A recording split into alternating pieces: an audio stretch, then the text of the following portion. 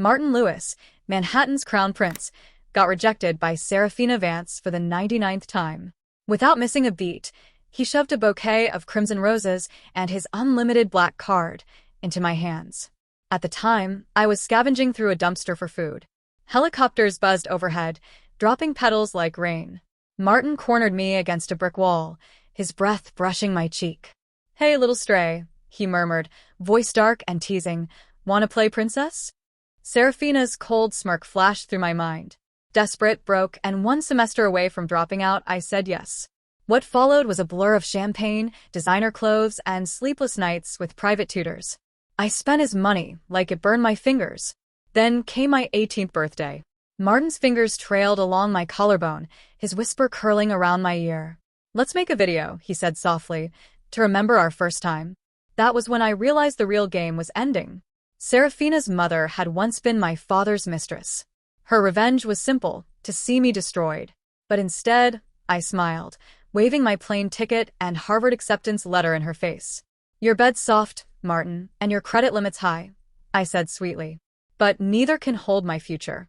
Goodbye. Miss Monroe, your visa application's been approved. You can collect it next week."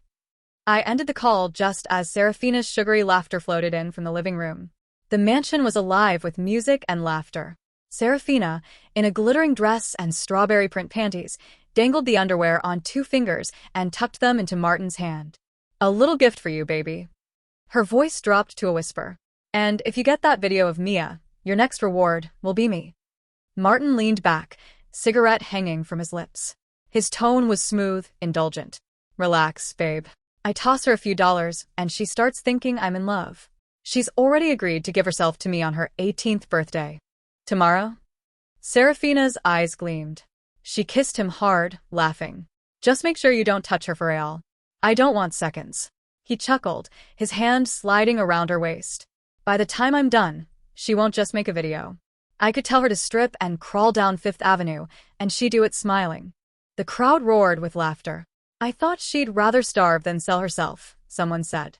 "The poor girl turned gold digger. Now that's a show worth watching." Outside the door, I smiled faintly. What could a bunch of trust fund kids possibly know about survival?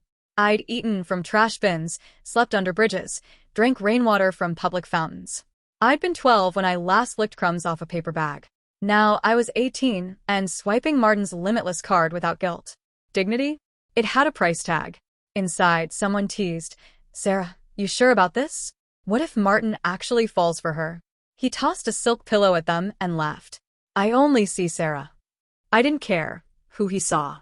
I cared about his money. It's ironic, really. My family was rich once. My mother, a lawyer addicted to gambling, my father, a tycoon addicted to women. Between them was me, the unwanted daughter who sometimes couldn't afford tampons. If not for Martin, I would have rotted in that house. And it was all thanks to Serafina's obsession with revenge. She hated me so much, she couldn't wait to ruin me through him. When I was 12, my mother lost $2 million at a poker table. She broke open my piggy bank, took every penny I'd saved for school, and warned me not to tell my father. Her version of an apology was a greasy box of fried chicken from a street cart. We were still standing there when we saw him, my father, walking out of a boutique, arm around his mistress. Trailing behind them was a girl about my age, holding designer bags. Serafina. That night, my mother poured drain cleaner down my throat while screaming at my father over the phone that she'd kill me if he didn't come home. The acid burned everything it touched. The light from the hospital lamps was so bright it hurt to keep my eyes open. 3 blood transfusions later, I lived. My survival forced my father back home. Serafina's mother was left behind, and Serafina never forgave me for it. She wanted me gone. Completely erased. I'd seen every one of Martin's public, over-the-top confessions to her. He was devastatingly handsome, charming, and loaded beyond imagination. To him, money was a game. Serafina basked in it, keeping him at arm's length just to prove she could. And yes, I envied her. I hated the part of me that craved what she had, the roses, the power, the luxury. I was drowning in debt and despair, trapped in a home that reeked of alcohol and resentment. So I made a post online. Being abandoned is the first sin. It never washes off. That single line pushed Serafina over the edge. When Martin landed a helicopter on our school field, scattering rose petals in the wind, I knew she'd set the stage. "Hey, little stray," he said with that devil's grin. "Wanna be my princess?" It wasn't a fairy tale offer. It was a deal with the devil. That night, Serafina posted on the school's forum. So-called pure girl sold herself for a higher bid. She was right in a way. I wanted money. Enough to buy freedom. My parents called me the reason they couldn't divorce. I was the punishment neither wanted to face. My father came home drunk and hit me until he passed out.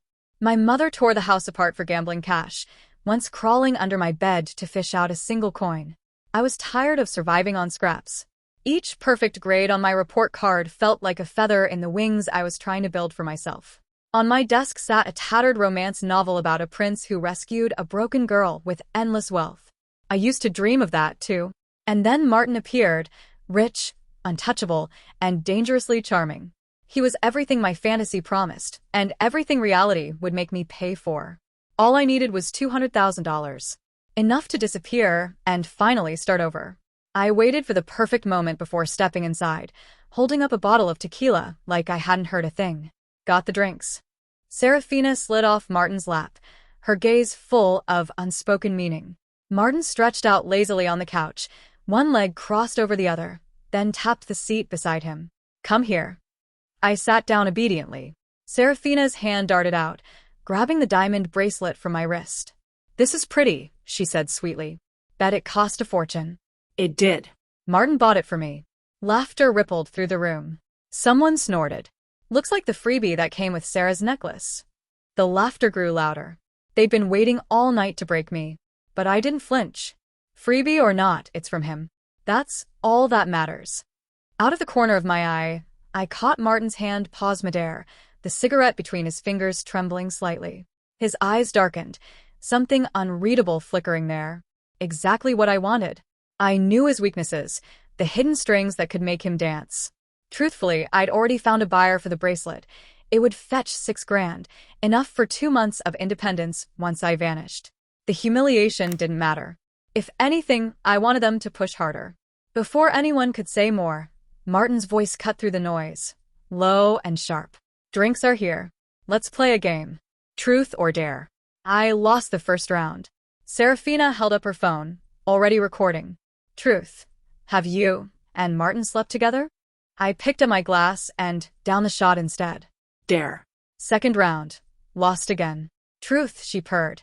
"Do you love Martin or just his money?" I swallowed another shot without hesitation. By the third round, I could feel the burn in my throat, but I needed to sell the part. To be tipsy enough to stumble, to fall perfectly into his arms.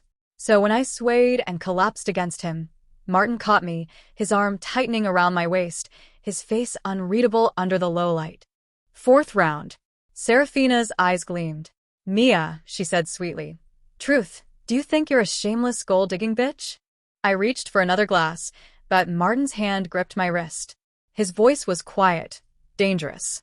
"That's enough." Later, in the bathroom, he pressed me against the cold tile, heat rolling off his body in waves. "Why didn't you answer her?" he demanded. I tilted my head up, letting my eyes glisten. Wide, fragile, perfect. When a man starts asking why, it means you've already won. I bit my lip and said nothing. Silence is a blade, and I knew how to use it. His breath hit my neck, his voice rough. "Sarah crossed a line tonight. I'll make it right." My phone buzzed. A bank notification. $100,000 transferred. Before leaving, I tugged at my collar and ruffled my hair, making sure I looked deliciously disheveled.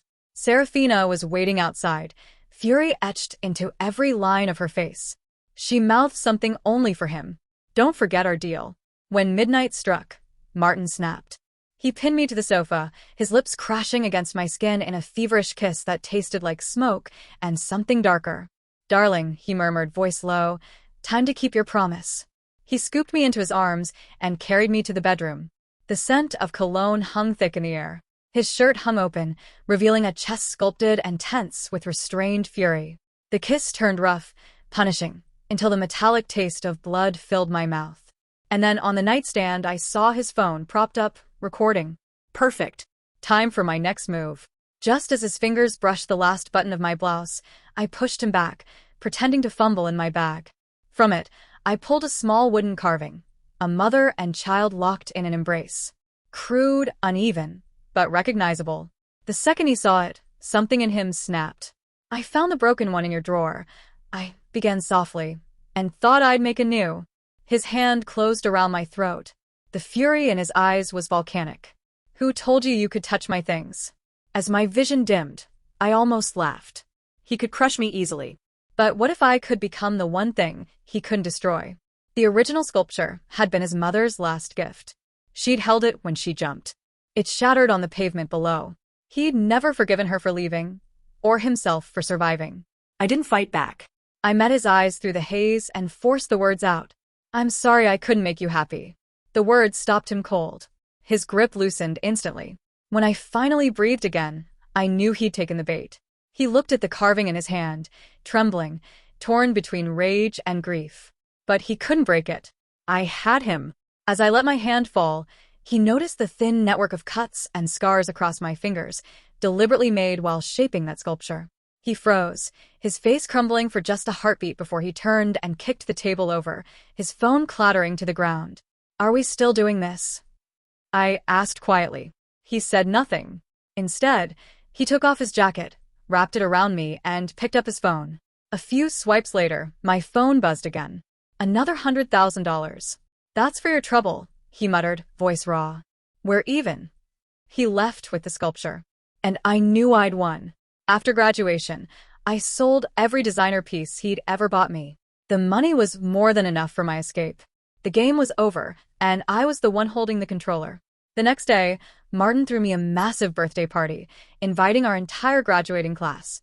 His real plan had been brutal, to project our video onto a huge screen and humiliate me in front of everyone. But instead, the venue overflowed with Ecuadorian roses and a cake he'd baked himself. Serafina's smile faltered. Suspicion clouded her face. She pulled Martin aside. "Did you sleep with her?" He hesitated. No. Her grin returned, sharp and cruel. "Then, where's the video? Come on, let's see it." Silence. The sunlight caught his face, dividing it in half, light and shadow. I stood a few steps away, dipping a finger into the frosting. Sweet. I poured myself champagne, ignoring their argument. Then suddenly Serafina shoved him. I stumbled and fell instead. A strange warmth spread through my body. My vision tilted. Oh. The champagne was spiked. The world spun as I hit the floor. "You stupid bitch," Serafina hissed, crouching beside me. She gestured toward a group of guys, their smirks feral. "Have some fun. Make sure you record it." Through the haze, I heard Martin's roar. "This wasn't the plan." Serafina laughed, the sound jagged and cruel. "What's the matter, Martin? Don't tell me you actually care about her." "I know." "Then prove it," she demanded, eyes blazing. "Tell me right now, her or me?" The room was a chaos of shadows and hands, the noise of tearing fabric and cruel laughter buzzing in my ears. Inside, I felt calm, counting down silently in my mind.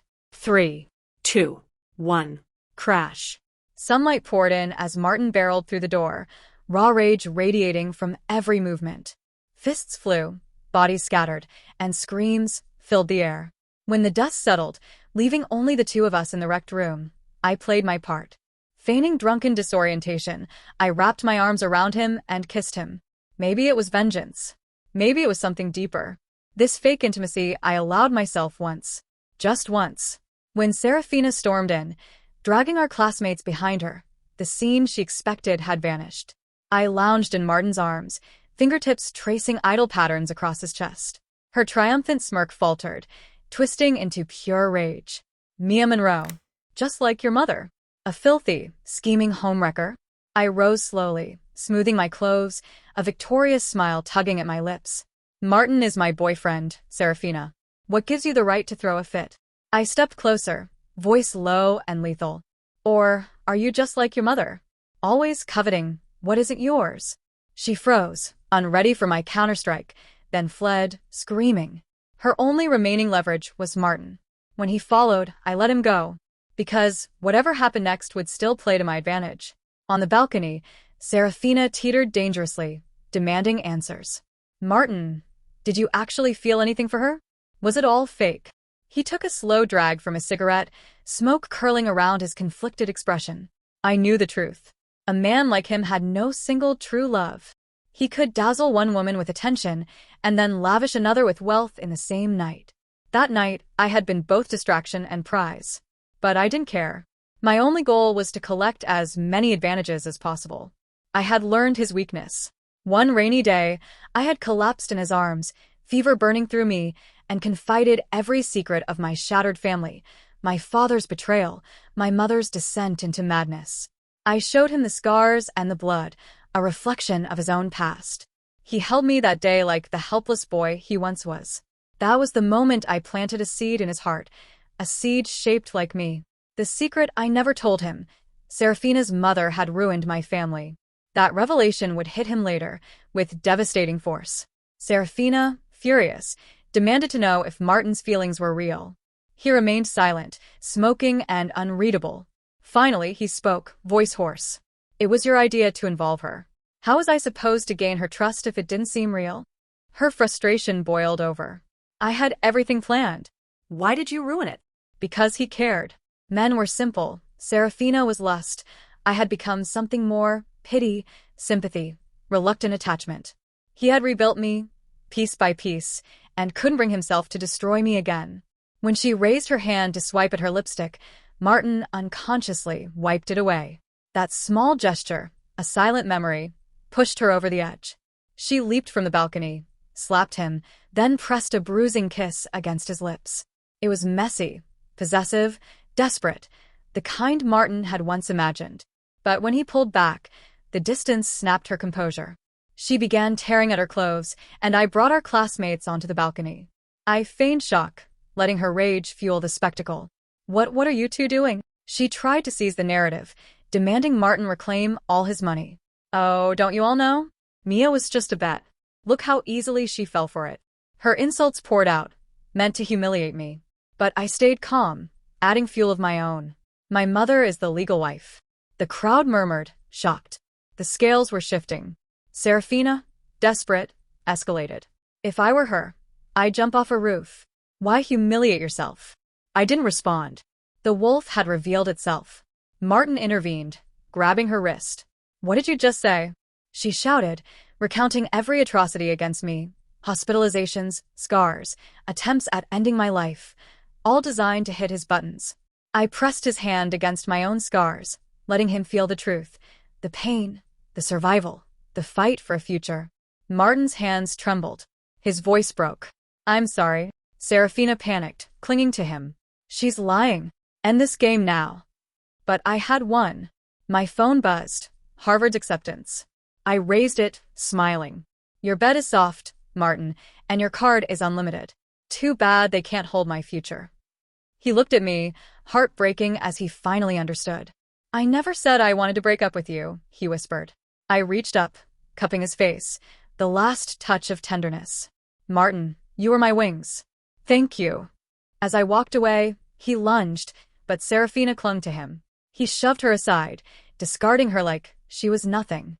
Get lost, he said. Someone had captured the live stream. By morning, it had gone viral. The internet erupted with messages of support. How did she survive all that and still get into Harvard? Incredible. Serafina made a bet to ruin someone's life, and now she's the laughingstock. Serves her right. Mia is my new hero. From nothing to everything, with zero apologies.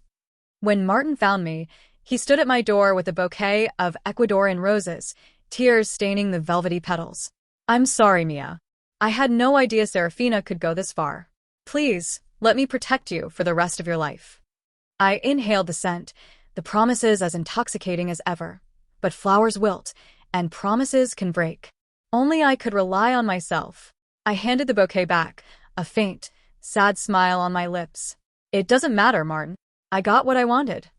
He dropped to one knee, brandishing a ring the size of a pigeon's egg. I was a fool, Mia. It was a stupid game with Serafina. But I fell in love with you. With your strength, your heart, your gentleness. All traits I could mimic perfectly. I laughed and slapped the ring from his hand. And how do you know I wasn't just playing along? So, all of it was fake? Years of him controlling the game, undone. I held every string. Still, he wouldn't relent. Even if it was, we can start over. I'll do it your way. Anything you want. A cruel impulse seized me. I wanted to see how far he'd fall. Take off your clothes. He blinked. What? Take them off, I repeated. Piece by piece, he obeyed, standing in nothing but boxers, pleading silently. A prince brought low. I swear, Mia, it was nothing. A bet, a fling. I never meant anything, he said, voice trembling. I smiled, then opened the door.